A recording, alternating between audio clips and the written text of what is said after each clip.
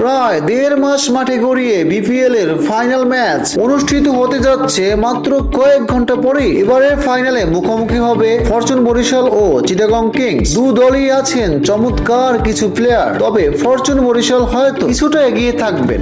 এবার দেখে নেই কেমন হতে পারে দু দলের প্লেইং 11। ফরচুন বরিশালের একাদশ সাজাতে পড়তে হতে পারে মধুর সমস্যায়। তারকা ঠাসা দলটিতে তামিমের সঙ্গী তাওহিদ হৃদয়, অন ডাউনে ডেভিড মালা, আর পরে ব্যাটিং এ আসতে পারেন কাইল মায়ার্স, যিনি হতে পারেন ফাইনাল ট্রাম্প কার্ড। মিডল অর্ডারে ভরসার প্রতীক মুশফিক ও সাইলেন্ট কিলার রিয়াদ তো আছেনই।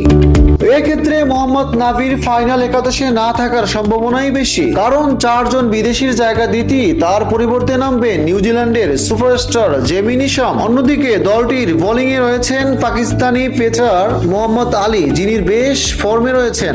একাদশ এমন হলে স্পিন বিভাগের দায়িত্বে থাকবেন লেগি রিশাদ হোসেন ও তানভীর ইসলাম, যারা বল হাতে দারুণ ছন্দে রয়েছেন। অন্যদিকে ইবাদতকেও দেখা যেতে পারে এই একাদশে। বলাই যায় বিদেশি যে কোনো ফ্রাঞ্চাইজি দল থেকেও বরিশাল বেশ শক্তিশালী একাদশ নিয়ে মাঠে নামবেন।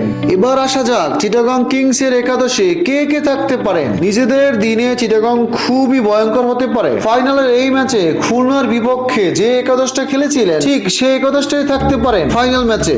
সেক্ষেত্রে পাকিস্তানি খাজা নাফির সাথে পারভেজ হোসেন ইমনি ওপেনিং এ নামতে পারেন। ওয়ান ডাউনে ইংলিশ ক্রিকেটার গ্রাহাম ক্লার্ক, তারপরে আরেক পাকিস্তানি হোসেন তালাত নামবেন। এক্ষেত্রে মিডল অর্ডারে দায়িত্ব সামলাবেন শামীম হোসেন, যিনি এই বিপিএল এ দারুণ ফর্মে রয়েছেন। এরপরে মোহাম্মদ মিঠুন তো আছেনই।